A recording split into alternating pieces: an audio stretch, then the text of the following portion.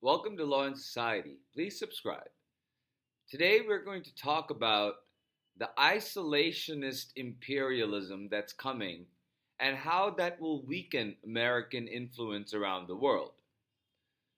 So, the United States has influence around the world because it provides aid and it provides uh, defense and it provides for a protective sort of a shield around a lot of countries, the European countries, and places like Taiwan, places like uh, the Middle East for stability, the places like uh, Pakistan was, Pakistan remains a key ally of the United States.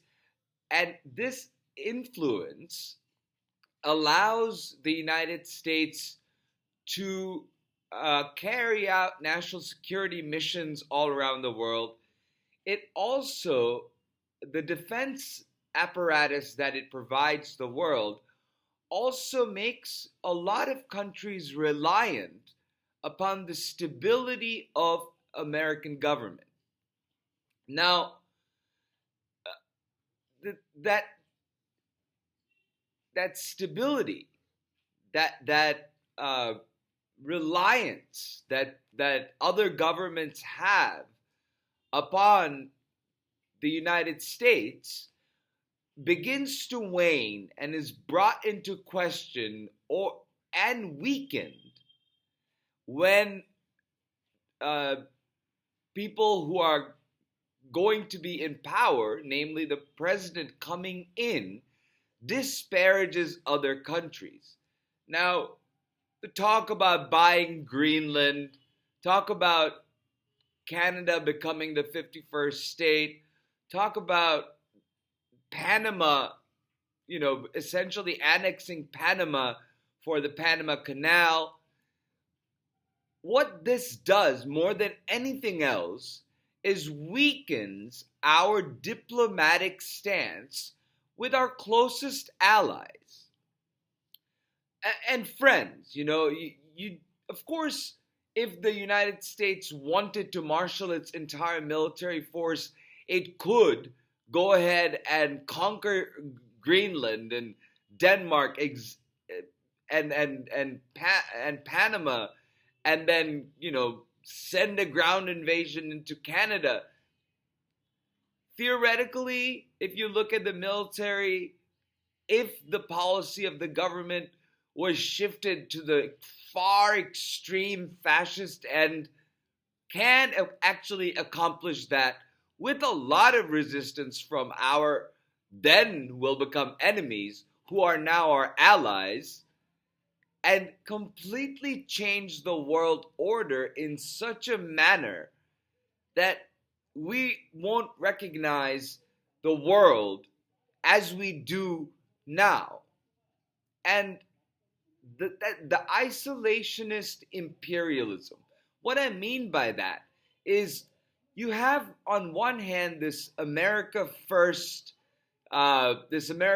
slogan, this everything about mass deportations, and now you have MAGA being split apart, Elon Musk and MAGA having a divorce because, Elon Musk wants high quality immigration, whereas MAGA's base was purely based on race and didn't wanted that racial purity and didn't want non-Americans to come in. And that is the isolationist attitude, and that is the isolationist message, isolationist populist message that Donald Trump sent out when he never wholly intended to be populist and America First to begin with, let alone the fact that Americans won't work the jobs that a lot of immigrants will, whether that be skilled labor or whether that be high-tech jobs or whether that be farming jobs. There are so many areas that Americans just will not be interested in or have the qualifications for. That's why there was the brain drain that America did, because it had money in the 70s where they drained the world of its best scientists, doctors, and engineers. And I know this because my uncle and my stepfather were both part of that generation who were taken from their countries, offered massive salaries, and given the opportunity to make their lives and their hopes come true, but also to be able to strengthen the American dream.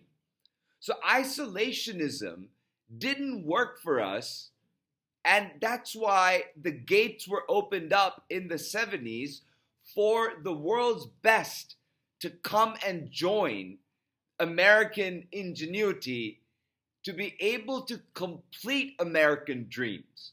So immigrants, whether that be for building the Empire State Building, or whether that be for essentially being the backbone of our Silicon Valley, you see that Asians being part of the backbone. You see immigrants from Europe being part of the building of the Empire State Building. You see undocumented workers who have lived in this country for decades working in farms so their children could have better lives, who were born in the United States, and now they are under threat.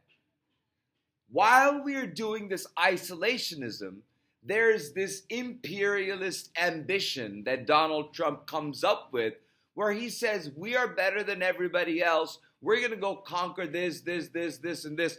The reality of it notwithstanding. What that creates is an environment of imperialism, that we are an empire, that we are better. We can go somewhere else, subjugate those people, and be better than them. Not very different from colonialism and what the British did with South Africa and India and Australia and the colonies in the United States. That's why there was a War of Independence. You see that is the sort of imperialism that Donald Trump brings in. That, we're just going to go buy and conquer and annex those areas, and we're going to isolate ourselves in our country so none of the people can come in from outside except for the ones that we specifically want to, and brain drain, and while subjecting those same people to the stereotypes that we apply to others who are trying to come in for asylum, others who have come in to work at jobs, at costs that Americans, at salaries that Americans simply will not work. So doing all of this, and then even talking about Mexico, he got a sort of a lashback from Mexico's incoming president, and he hasn't really sort of tried the whole immigration nonsense with her anymore, because he knows that he's going to be countered with lies. But he keeps on denigrating and disrespecting Canada, calling it a 51st state. He keeps talking about Greenland. He keeps talking about annexing Panama. On the other side, he thinks highly of Vladimir Putin. He thinks highly of Kim Jong-un, while he has threatened to withdraw from the World Health Organization and will likely withdraw a lot of support, or at least put a wrench into the works of NATO, helping Ukraine against the invasion of Russia. So you have this person coming in and weakening American influence in every other country that we have relationships with, whether that be India or China or Japan or Britain, because by straining relationships with other countries that they are allied with as well, like Denmark's autonomous region of Greenland or Panama or Canada, they have our same allies.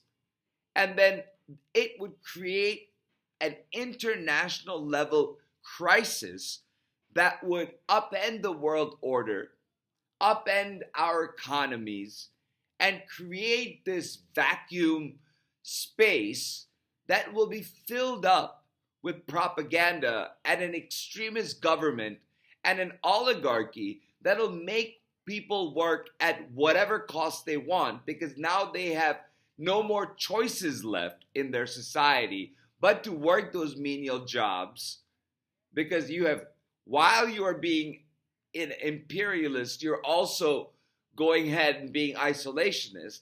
It would not only weaken our influence around the world, it would weaken American power. Countries wouldn't want to have our bases in Germany. They don't want that if you're going to go after Greenland, and if you're going to pull out of NATO, and if you're going to pull out of the World Health Organization.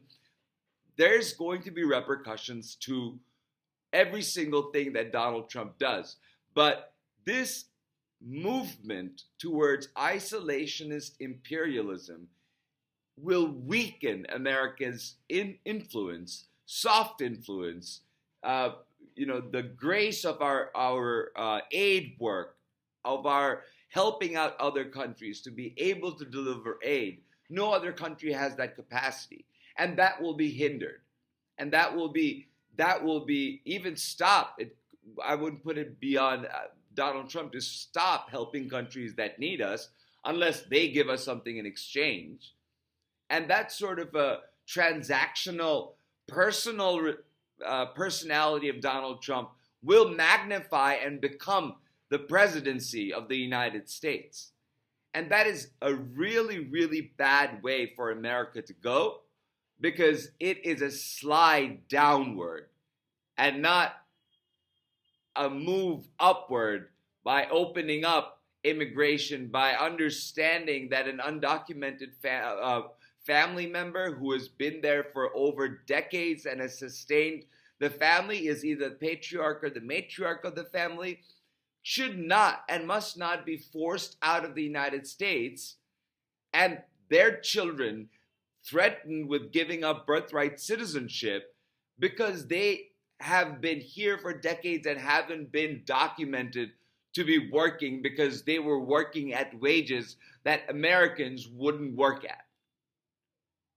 We have to come to an understanding with these Americans, I would call it, who've been paying taxes, whether they be property taxes or whether they be sales taxes. They've been paying those taxes. So it is up to us, Americans, to be vigilant, call out whenever we see this sort of dangerous move in whatever way that we can. And as I've said, whether you are 2 people watching me or 5 people watching me, it doesn't matter. I have a duty to my country and to the people of my country to at least be able to articulate and tell you what is happening and why that is to the ill health of our country. So with that said, thank you for listening. Please like and subscribe, and I'll talk to you soon.